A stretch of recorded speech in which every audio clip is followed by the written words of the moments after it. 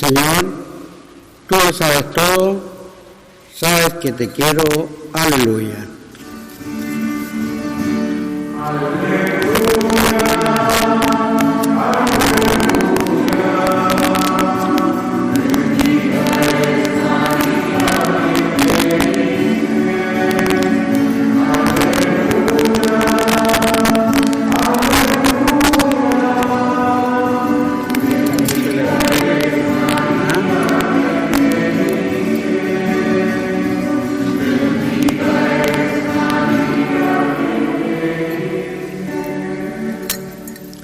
El Señor esté con ustedes. Evangelio de nuestro Señor Jesucristo según San Juan.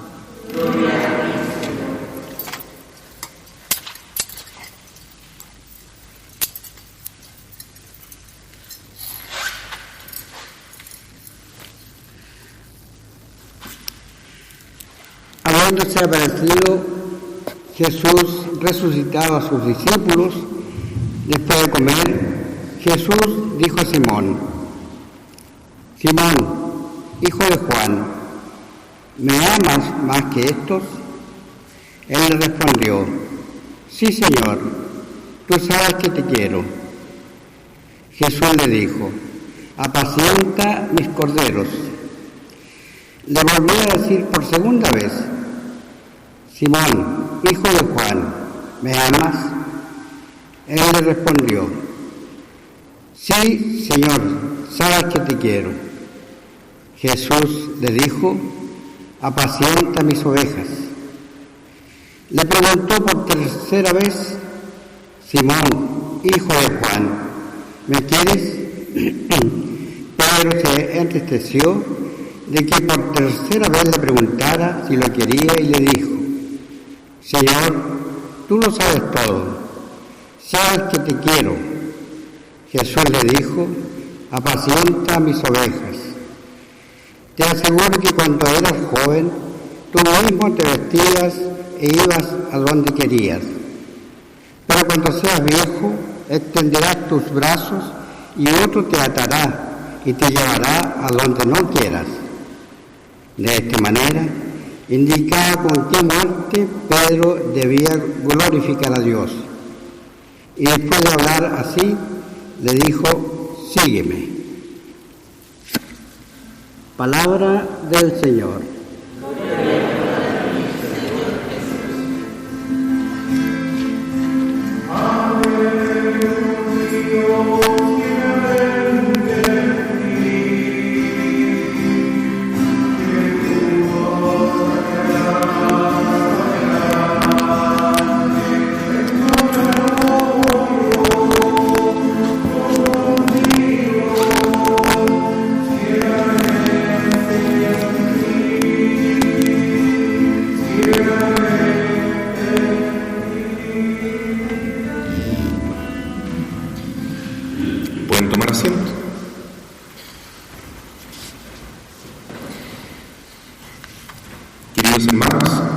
Celebrando hoy día la víspera de San Pedro y San Pablo, y es también una fiesta para nosotros particular aquí en San José de la Mariquina, porque estamos conmemorando los 50 años de la fundación del Oratorio Mariano.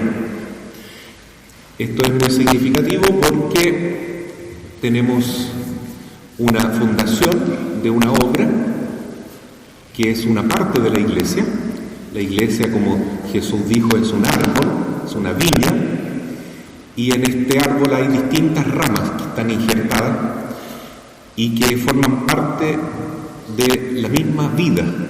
La misma savia pasa por ese árbol, el mismo Espíritu Santo anima a la Iglesia. Por lo tanto, el Oratorio Mariano no está separado como una isla aparte, como digamos así una secta, como un pedazo desmembrado de la Iglesia, sino que forma parte de ella. Y es significativo entonces que la fundación del oratorio haya sido en el día de San Pedro y San Pablo, porque ellos son las dos principales columnas de la Iglesia. Son los dos grandes apóstoles en los cuales Jesucristo quiso que la Iglesia iniciara su tarea acá en el mundo. También están los demás apóstoles, los 11 apóstoles que acompañan a Pedro, pero Pedro es muy especial porque a Pedro Jesús le cambió el nombre. Y cada vez que Dios le cambia el nombre a una persona en la historia de la salvación, quiere decir que tiene un papel muy importante que cumplir. Por ejemplo, a la Virgen le cambió el nombre. Ya no era María, era la llena de gracia o la Inmaculada, desde que la saluda el ángel Gabriel. Y cuando Jesús quiere fundar la iglesia, eso aparece en Mateo capítulo 16, le dice a este hombre que es un humilde pescador, un hombre muy bueno, pero con muchos defectos, como todo ser humano, muy poco autoeducado en varios aspectos, ¿no? Le dice: mira, tú te llamas Simón, pero de ahora en adelante te llamarás Pedro, que significa piedra, Kefas. ¿Por qué? Porque yo quiero fundar mi iglesia sobre esta piedra, que es Pedro. ¿Y qué es Pedro para nosotros? Es el Papa, es el Santo Padre. Y es bien interesante también porque vivimos en una época en que el Papa que nosotros tenemos, que queremos mucho, el Papa Francisco, él mismo reconoce que es muy pecador, que comete muchos errores y siempre pide que oremos por él, porque él es humilde, es humano y ha cometido varios errores en la vida. Incluso muchos consideramos como Papa ha cometido errores o a veces le han pasado, como se dice, gatos por liebre, como por ejemplo algunos años atrás cuando se puso una imagen horrible de la Pachamama en varias iglesias de Roma, incluso en la iglesia de San Pedro, del Vaticano, que fue una tremenda blasfemia y un sacrilegio enorme. Bueno, son manchas que están en los miembros de la iglesia, de los cuales incluso Pedro, el Papa, tiene que arrepentirse, ¿no? Y nos duele, a todos nos duele que esto pase, pero es la realidad, somos todos pecadores, ¿no? La iglesia es santa porque su fundador es santo, porque el Espíritu Santo nos anima, porque Jesucristo es la cabeza de la iglesia y porque tenemos una madre que poco a poco nos va modelando, nos va conformando según el corazón de su Hijo. Pero los miembros que formamos parte de la iglesia somos pecadores, incluso el Papa. Incluso el Papa comete errores, es pecador, y él lo ha dicho, de la primera vez que entró, él nunca había visto eso, ¿no? Que fue nombrado Papa, lo primero que dijo al pueblo de Dios: miren, ustedes son el pueblo santo de Dios, yo soy un pecador, y Dios me llamó a mí, por eso les pido que recen por mí. Y así cada vez que el Papa termina una charla, una prédica, una homilía, dice: y no se olviden de rezar por mí. Es muy humilde el Papa Francisco. No lo dice solo para quedar bien, sino porque él tiene conciencia de su debilidad.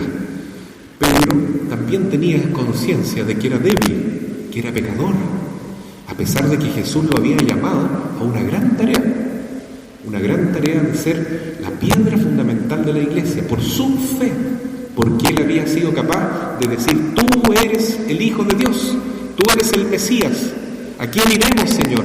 Solo tú tienes palabras de vida eterna. Cada vez que Pedro hablaba así, estaba inspirado por el Espíritu Santo. Pero cada vez que Pedro se dejaba llevar por su orgullo, por su ignorancia humana, él hablaba con el espíritu de Satanás, el espíritu del mundo. No es que yo esté exagerando, es que justo después que Jesús le dice a Pedro: tú eres la piedra fundamental de mi iglesia, Pedro comete el grave error de decirle a Jesús: mira, Jesús, ahora que yo soy el jefe, te digo a ti que tú no puedes morir en la cruz, y no sigas diciendo que vas a pasar por la cruz, porque nosotros no lo vamos a permitir. Es un pensamiento humano. ¿Cómo le va a quitar a Jesús la posibilidad de vivir su misión, si para eso vino al mundo, para entregar su vida por nosotros y liberarnos de nuestros pecados, por su pasión, muerte y resurrección?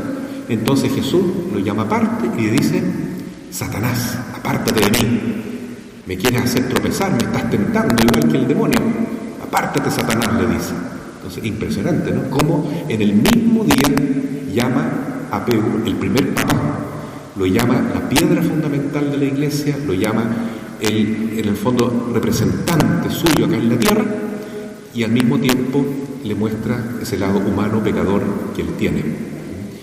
Y también Pedro cometió el grave error de negar a Cristo 3 veces, ¿no? Siendo papa, siendo el jefe de los apóstoles. No conozco a ese hombre. Por eso hoy el Evangelio nos muestra a Jesús resucitado, que llama a Pedro y le dice en el fondo: mira Pedro, tú me negaste 3 veces en el momento más duro, pero yo te quiero a ti y yo te quiero perdonar. ¿Pero tú me quieres a mí?, le preguntan. ¿Tú me amas? Y Pedro le responde: sí, Señor, sí, tú sabes que te quiero. Mira los surcos que tengo en mis ojos de tanto que he llorado en mi pecado. Y Jesús le vuelve a preguntar 1 y 3 veces para que se pueda compensar el hecho de que él lo negó 3 veces también. Entonces, esto es muy interesante porque también nuestro Padre Fundador siempre nos dijo que él se sentía humano, se sentía débil, y que el Señor, por medio de la Madre Santísima, por pura misericordia, por pura gracia, lo eligió a él. Primero para que él pudiese cambiar de vida. Siendo joven, estaba muy alejado de Dios. Él mismo lo cuenta en su autobiografía, ¿no? Él se declaraba prácticamente ateo y era muy mañoso y estaba lleno de cosas, de heridas espirituales también que hacía de él una persona muy conflictiva. Y sin embargo, cuando conoce a la Santísima Virgen, él se transforma por entero, porque experimenta el amor de la Madre, y a través de la Virgen pues, se produce un cambio total en él, una conversión enorme que lo lleva a ser un hombre totalmente deseoso de servir a Cristo, de seguir a Jesús por medio de nuestra Madre, de María. Y ahí entonces ya se empieza a fundar el oratorio mariano. Y el Padre Fundador, que ya no está con nosotros en este mundo, es en el fondo también un representante de Jesús acá en la tierra, porque él fundó este oratorio mariano. Y él puso una condición, dijo: este oratorio va a seguir existiendo siempre y cuando la Virgen Madre sea la reina que esté presente en medio nuestro, a través de la imagen bendita de la Madre del Pueblo. Pero ¿cómo puede estar presente la Virgen María, la Reina del cielo y la tierra, actuando a través de una imagen solo y en cuanto haya marianos, haya grupos marianos que busquen autoeducarse, es decir, que pongan de su parte para que el Señor vaya transformando nuestra vida, que entren a este mundo de formación, de crecimiento, de este itinerario de vida espiritual para ir cambiando de vida y un día, ¿por qué no?, también optar por la santidad. La santidad es la meta de los cristianos, pero hay que preparar el camino para que el Espíritu Santo nos tome y seamos verdaderos instrumentos de Dios. Es muy difícil ser santo porque hay que negarse a sí mismo y hay que dejar que Jesús viva en mí. Ya no más mi voluntad, sino solamente la voluntad de Dios. Es fácil decir: Padre, hágase tu voluntad en la tierra como en el cielo, pero normalmente en lo cotidiano, en el día a día, nosotros hacemos prevalecer nuestra voluntad particular y egoísta. Por eso pecamos a cada instante y somos muy, muy ignorantes en el camino de Jesús. ¿Quién nos puede ayudar a ser fieles al Evangelio, a vivir en Cristo? La Madre Celestial. Por eso nos consagramos a ella y a San José, por supuesto, porque Jesús eligió una madre para crecer, para madurar, para, como ser humano, ir aprendiendo a vivir como hijo de Dios. Y también nosotros debemos dejarnos educar, aunque ya seamos viejitos, ya todos acá somos casi todos maduros, pero somos como niños en el espíritu y necesitamos de la Virgen, necesitamos de San José para aprender a, prepararnos para el don de la santidad. Y luego viene el desafío de la cruz, que es el más grande de todos, porque el verdadero cristiano es aquel que es capaz, igual que Jesús, de dar su vida por aquellos que ama, tomando la cruz, ofrendándose como víctima junto a Cristo crucificado.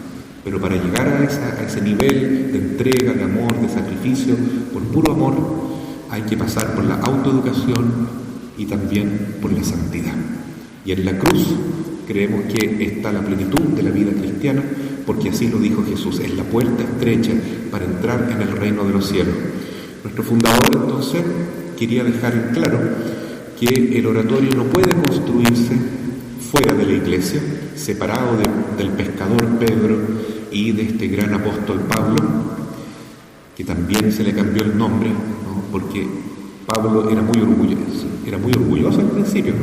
Como fariseo se llamaba Saulo, que representa al rey Saúl, que fue un hombre tremendamente orgulloso.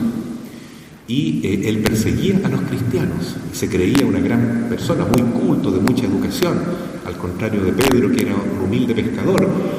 Pero Jesús lo lanzó abajo de ese orgullo, ¿no? Entre comillas, lo hizo caerse del caballo, ¿no? Y se le presentó y le dijo: ¿por qué me persigue, Saulo? ¿Por qué me persigue? ¿Quién eres, Señor? ¿Por qué dices que yo te persigo? Yo soy Jesús, a quien tú persigues. Si persigues a la iglesia, si odias a los cristianos, es a mí que me estás haciendo daño. Y de ahora en adelante ya no te llamas más Saulo, te llamas Paulo. Paulus en latín significa pequeñito, porque Jesús no quiere que él sea orgulloso, quiere que se haga pequeñito. Nos cambia el Señor. Para Dios nada es imposible. Pedro, que era un poco sanguíneo, que era como veleta, lo cambió de Simón a Pedro, piedra, firme, consistente. Y a este Saulo, que era bien orgulloso, lo bajó de su trono y lo hizo pequeñito, humilde, sencillo. Y a cada uno de nosotros, Jesús también nos quiere regalar, por medio de María, un nuevo nombre, un plan, un modelo de vida que Dios ha pensado desde toda la eternidad, para que cada uno sea esa piedra preciosa que va a brillar eternamente en el reino celestial, en la Jerusalén celeste, porque cada uno de nosotros está llamado a ser una piedra viva de esta iglesia, de este reino que Cristo trajo a la tierra. Y aquí estamos hoy día reunidos en nuestro oratorio, que es esta escuelita de formación, esta familia mariana, donde nos dejamos llevar de la mano de nuestra madre para caminar en la iglesia, con la iglesia, pero también con el ejemplo de nuestro padre fundador, que en el término de su vida ya estaba prácticamente viviendo el desafío de la cruz. Digamos así, que los últimos al menos 20 años de su vida fueron de gran sacrificio. Gran sacrificio. Él pedía la cruz. Decía: Señor, yo quiero que me mandes la cruz, pero mándame una cruz grande para poder redimirme de mis pecados y para poder ayudar a salvar a mis hermanos que están más apartados de la iglesia. Y mucha gente que llegaba a quejarse: padre, fíjese que tengo tal enfermedad, que me dijeron esto, que tengo tal cosa y tal otra. O personas que se accidentaban. Conozco a un señor que estaba arreglando una torre de alta tensión porque es eléctrico y se electrocutó, ¿no?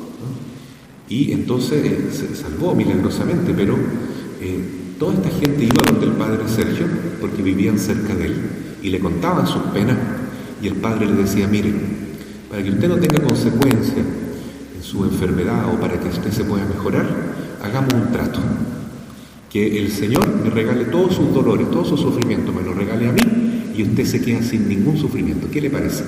Y todos decían: sí, qué buena idea, me gusta el trato. Y así fue, pues, y la verdad es que sucedió eso, sucedieron muchos milagros. Muchas personas hoy están dando testimonio: yo tenía tal enfermedad, tal dolor, y se lo entregué al Padre porque Él me ofreció, y me sané. Pero el Padre cada vez se iba enfermando más y más. Tenía, ¿cuántas enfermedades? Tenía una lista larga de enfermedades: mal de Crohn, diabético, tenía problemas en la próstata, muchos dolores, tantas cosas. ¿Para qué voy a seguir mencionando? Pero ninguna era una enfermedad mortal, ¿no? Ninguna era así como terminal, sino enfermedades que lo hicieron vivir décadas de gran sufrimiento, y siempre alegre, siempre contento se le veía, animado, ofreciendo esos dolores por la iglesia, por todos los que sufren, por los pecadores, para consolar el corazón inmaculado de María, también para que haya más vocaciones santas en la iglesia, en nuestro oratorio, etc. Es una vida de entrega total, un verdadero Padre que se dona a sí mismo a ejemplo de Jesús crucificado. Así es que hoy pedimos, en este primer aniversario del oratorio, Pedimos al Señor con esa confianza que nos anima en nuestra Madre, que el Padre pueda merecer ahora el descanso, si realmente Él se entregó acá, Él estuvo crucificado con Cristo, ahora merece también estar en el descanso eterno. Ojalá que pueda llegar al cielo. Es el primer aniversario del oratorio que vivimos sin Él, justo cuando estamos cumpliendo 50 años de fundación. Pero por algo será. A lo mejor es porque la Virgen quiere que Él lo celebre desde el cielo y así puede estar mucho más unido todavía a todos nosotros. Así sea. Amén.